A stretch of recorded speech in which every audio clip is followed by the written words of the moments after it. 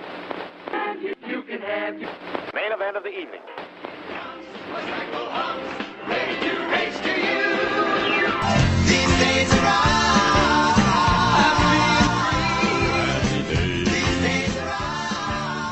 Hello and welcome to These Days Are Ours, a Happy Days podcast. I'm Peter, And I'm Joe. and today we will be discussing Season 5, Episode 25, Second Wind. Okay, Peter, tell us what happens in Second Wind. We open with Richie coming into the living room, where his family is, with a job application for a position as a bag boy at Fenwick's Market. Those greenbacks are gonna start rolling in now. Yeah, yes sirree. Howard doesn't know why Richie doesn't want to work at the hardware store, and Joni says because Lori Beth is going to be a checker at Fenwick's. Richie explains he and Lori Beth are going to be like the baboons. See, baboons who have a mate are happy, so productivity increases, while baboons with no mate are sad. The doorbell rings. It's Al, who is checking on the status of the cummerbund he's borrowing from Howard, because Al is attending a banquet where he will receive the Man of the Year award from the Sons of Italy. Howard gives it to him. Fits me, maybe a little small on you.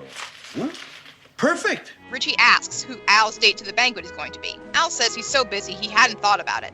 He leaves, commenting to himself that now he just has to borrow a tux. Richie comments that it's a shame that Al won't have anyone by his side during his big moment. Marion suggests they set Al up with Constance Brooks. Howard points out that Constance Brooks is 72 years old. But she's still cute as a button. Howard and Marion leave for bowling, and Richie decides to set Al up with someone himself. Joni suggests he asks Fonzie, who will be back from a contest tomorrow, for help. Oh, why don't you get Fonzie to look in his little black book, Ape Man? But Richie says he has a little black book of his own.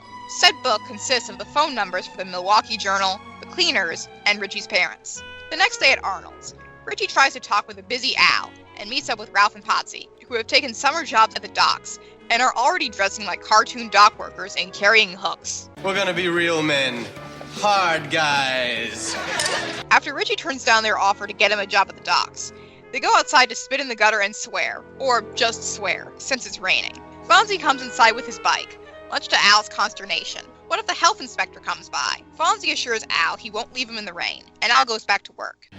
I guess I'll just tell him that I boiled it. Fonzie tries to get Richie's attention with the trophy he won, but Richie's still thinking about getting Al a date, to make the experience of getting the award nicer. Didn't Fonzie have someone when he won his trophy? Fonzie says he doesn't think Al could handle 12 girls, but he agrees to fix Al up with a date. The day of the banquet, Al's excited to meet his date, if extremely nervous. He hasn't dated much since Rosa Coletti. Richie says that looking at Al now, I now know what Valentino would have looked like at 40. Fonzie arrives, telling Al to brace himself for Anna, a meter maid. Richie tells Al to just be himself. Fonzie says to be cooler. Revive a baby. Forget cool, Al. Do what he says. Anna comes inside and shakes hands with Al. He offers her a cup of coffee and says there are a lot of similarities between their lines of work. When Anna asks what those similarities are, Al isn't able to answer. After a while, Anna leaves, telling Al she'll see him tonight at the banquet. Don't forget formal. All right. Fonzie thinks it went well. Richie points out Al poured salt in his coffee. He asks Al how it went, and Al dances away without much of an answer. The next day, Richie goes to Arnold's, where Chachi is waiting for a job interview with Al that was supposed to happen 2 hours ago. Richie thinks Al being 2 hours late after last night is a good sign. Chachi convinces Richie to put in a good word for him with Al, and gives him a written statement to say when Al shows up. It's very self-aggrandizing. I have known Charles Arcola for many years now, and found him to be trustworthy, loyal, courteous, and one heck of a guy. Wah, wah, wah. Ralph and Potsy show up, thoroughly horrified by their jobs at the docks. Their foreman had a tattoo on his face, and they spent the whole time loading the nets. Chachi accuses them of getting canned, and Potsy insists they left by mutual consent. As Chachi walks off laughing, Richie says the market is still accepting applications. Ralph and Potsy are more interested in jobs as lifeguards, Hands, girls. even though Potsy can't swim. Al finally shows up. He thanks Clarence, the cook in the kitchen the audience can't see, for covering for him, and tells Richie it was such a nice day. I thought I'd walk to work.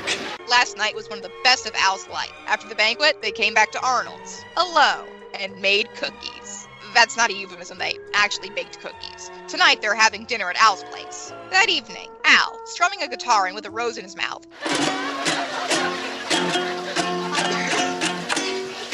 is preparing tonight's meal when he gets a phone call from Anna, who cancels the date and says she just wants to be friends. Al agrees, but hangs up, dejected. Aww.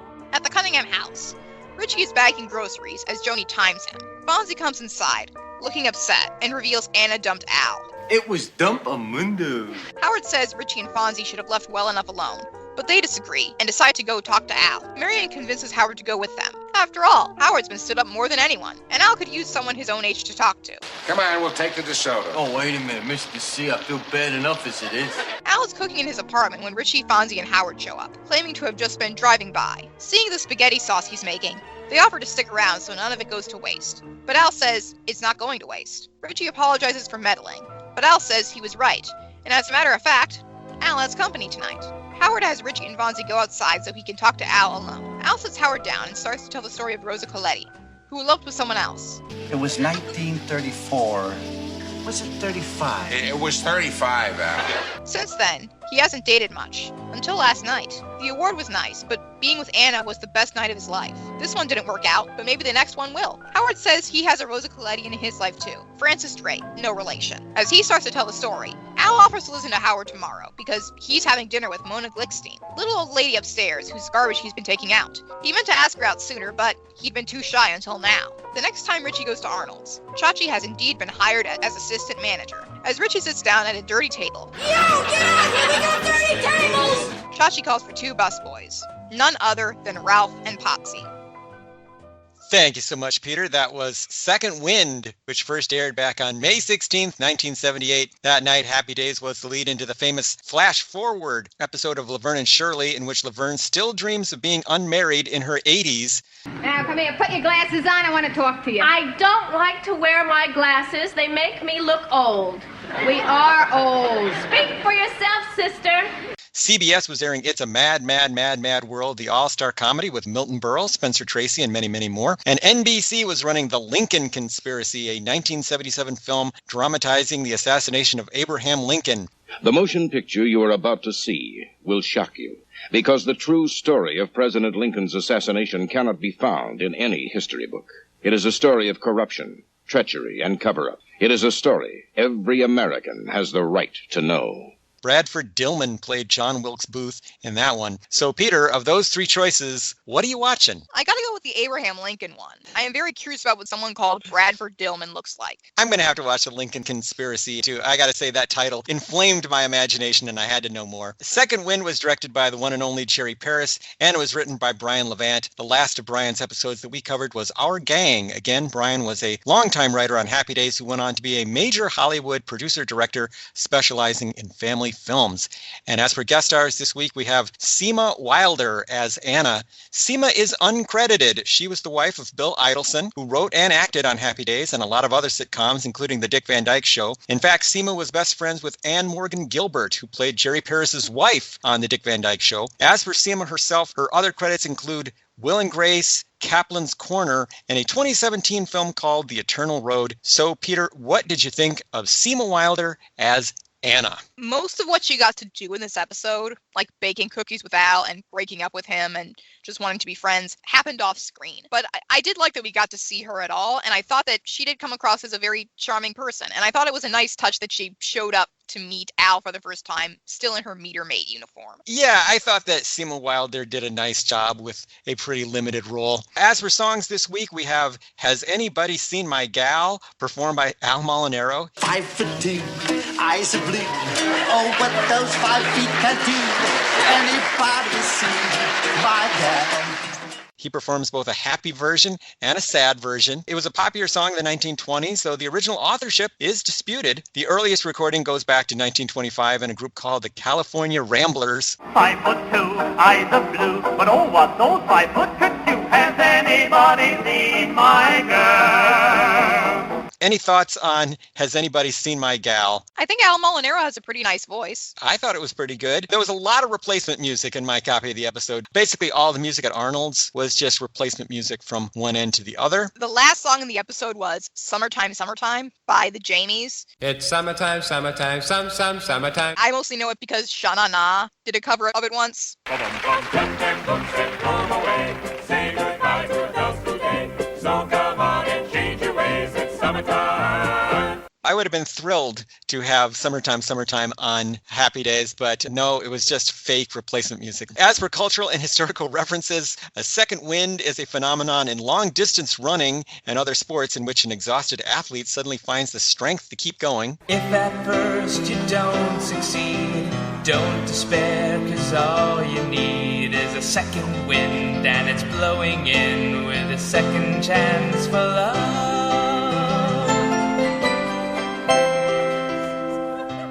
Joni is seen reading National Geographic magazine, and there's at least one other issue on the coffee table, so the Cunninghams must subscribe to National Geographic. That magazine is the official publication of the National Geographic Society, a nonprofit educational organization based in Washington, D.C. The magazine has been coming out since 1888. The book that Richie is reading is called Prehistoric Man, The Fascinating Story of Man's Evolution by John Wechter. It was originally published in 1977. I originally thought it was like a children's picture book. But it's a real book. What we're going to do right here is go back, way back into time, when the only people that existed were troglodytes, cavemen, cave women, Neanderthal. As for baboons, some studies show that male baboons benefit from having female friends, with or without benefits. For one thing, they do live longer. I found that there are loner baboons. There are baboons who just live... Bachelor baboons? Yeah, but as for getting further into baboon mating habits, trust me on this one, you don't want to. Al's comment that Richie should be on a can of sardines might be a reference to the Gorton's fisherman, an advertising mascot who wears a very similar yellow raincoat and hat, also known as the man at the wheel. He's been the spokesman of the seafood conglomerate since 1905. Trust the Gorton's fishermen from Gorton's of Gloucester. Ralph and Potsy are shown brandishing hooks. When used by longshoremen, these are called cargo hooks or docker's hooks. In the days before containerization, in which freight is moved in big shipping containers, these hooks were symbolic of longshoremen or stevedores. I did not immediately recognize those hooks. I did not realize that hooks had an actual purpose when it came to nautical stuff. At first, I thought it was like a pirate reference. I thought so too, but apparently what you would do is basically the same way that people on a farm would lift bales of hay by sticking hooks into the side. What you do is you would put a hook into the side of a crate. And hooks were in fact so common back then that they were synonymous with longshoremen. Fonz says that he can fix up Boys Town. That's an orphanage for troubled youth in Douglas County, Nebraska. There was a movie about Boys Town in 1938. Richie compares Al to Valentino. Rudolph Valentino was the handsome Italian-born silent movie star of the 20s, known for films like The Sheik and Blood and Sand. As Richie points out, Valentino did not live to see the age of 40. He died at 31 from a combination of illnesses, including peritonitis and pleuritis. Sexy diseases. Yes. Oh, Mr. Rudolph Valentino, I know I've got the Rudolph Valentino blues. And when you come upon the screen, oh, you're so romantic, I go frantic at the views.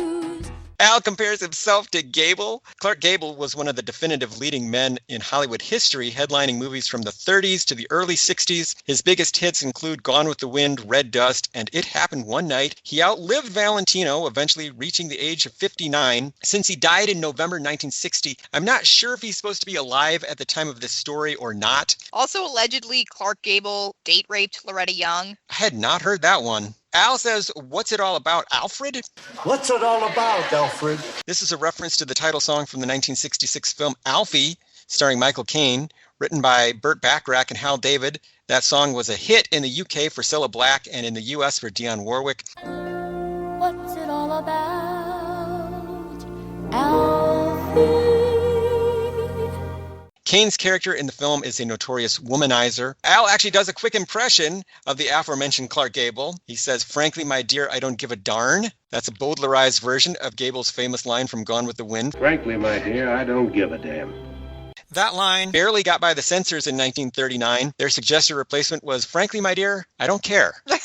There are indeed speed grocery bagging competitions. The most famous is the one sponsored by the National Grocers Association, or NGA. There was a whole movie about competitive grocery bagging, National Lampoon's Bag Boy from 2007. By the way, among the groceries that Richie uses is that same box of Quaker instant oatmeal from the 4th anniversary show. Francis Drake is the English sea captain who circumnavigated the globe in the 16th century. A hero to the English, Drake is seen as a pirate and a slave trader in other countries. Toward the end of his life, he suffered a series of defeats in battle, and he died of dysentery at age 55. So not a great example of getting your second wind in life. Well, it's what he deserved. Al has a picture of FDR on his wall, alongside photos of his brother, mother, and father. So you can see how a whole generation of Americans really thought of Franklin Roosevelt as a family member and not just as a president. The only thing we have to fear is fear itself. Nameless, unreasoning, unjustified terror.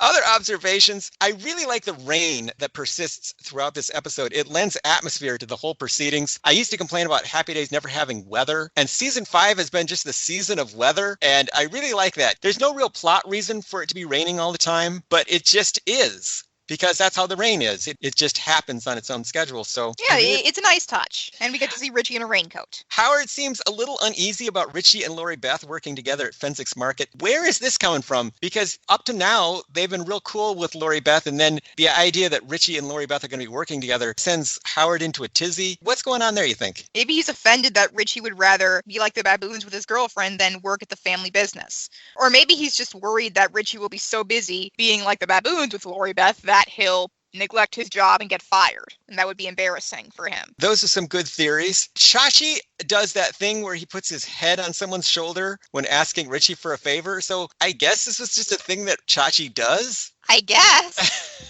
That is very inappropriate, Chachi. People have personal space, and you shouldn't invade it that way. So based on the establishing shot, Al lives in the same building as Ralph and Potsy. So does that mean his future wife is his current landlord? I guess so. I vaguely remember that Al and Louisa don't meet until season 10. So maybe Chachi just acts as their go-between. This episode, I think, is where we get the standardization of yep.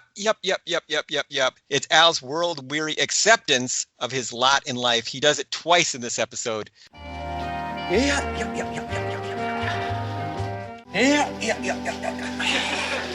They're really trying to establish yup as Al's catchphrase. Speaking of catchphrases, it seems like Dumpamundo is the first amundo we've gotten in quite a while. Dumpamundo.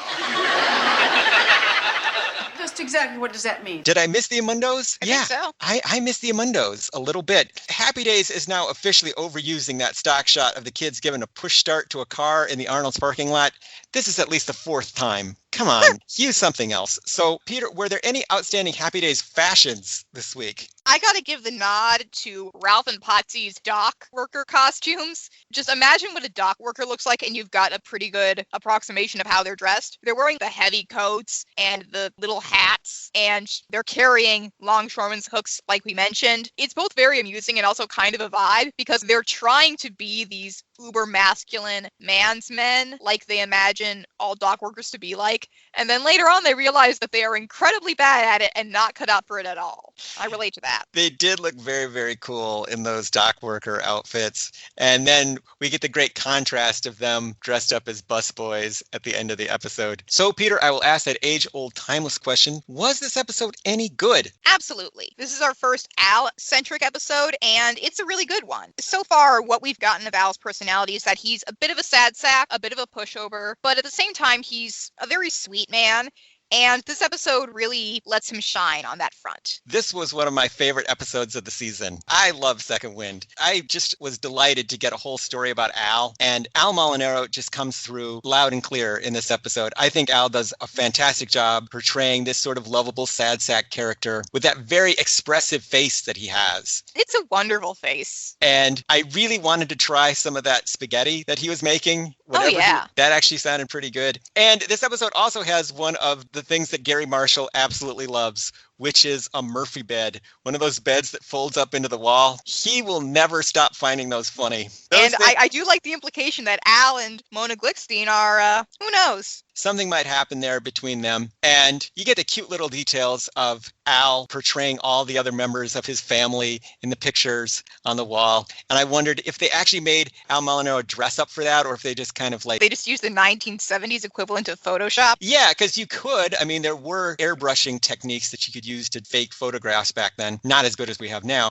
That was just a cute little detail. What can I say? This was probably one of the sweetest and nicest episodes of Happy Days that we've had. And I really like that it all played out against this gloomy, rainy backdrop. In the midst of this storm is a surprisingly hopeful moment. That's a nice way of putting it. So, Peter, how can people keep up with us and find out about all the wonderful things that we are doing? Listeners can follow us on Twitter at Fonzie Podcast. They can follow me on Twitter at Peter Volfranc. That's PeterVulfranc. And they can follow me on Twitter at Joe_A_Blevins. They can find this podcast online at thesedaysaroours.libsyn.com. And they can email us with questions, comments, and concerns at thesedaysaroourspodcast@gmail.com. So, Peter, what do we have on the docket for next week? So when I was watching this episode for the first time, I thought, oh, they're setting up that Richie and Lori Beth are going to be spending all this time together, and maybe the two of them are going to learn that that's not really a good idea. Even if you're in a couple, you still have to be your own person, and it's good to take some time apart. And that didn't happen in this episode. Lori Beth didn't even show up. But next episode is kind of going to be that, because Richie and Lori Beth are going to spend the whole time fighting in Rules to Date By. Wow, that sounds like a dramatic and action-packed episode. So also, Susie Quattro returns, so that's great. I can hardly wait. So see you later, alligator. In a while, crocodile.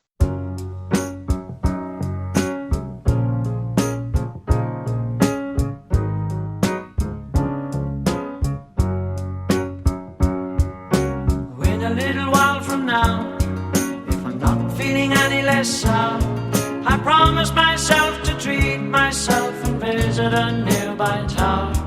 And climbing to the top, will throw myself off in an effort to make clear to everyone it's like when you're shattered, left standing in the lurch at a church where people were saying, my God, that's tough. She stood him up.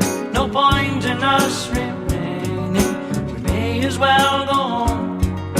I did on my own, alone again, naturally. We're gonna be real men, hard guys.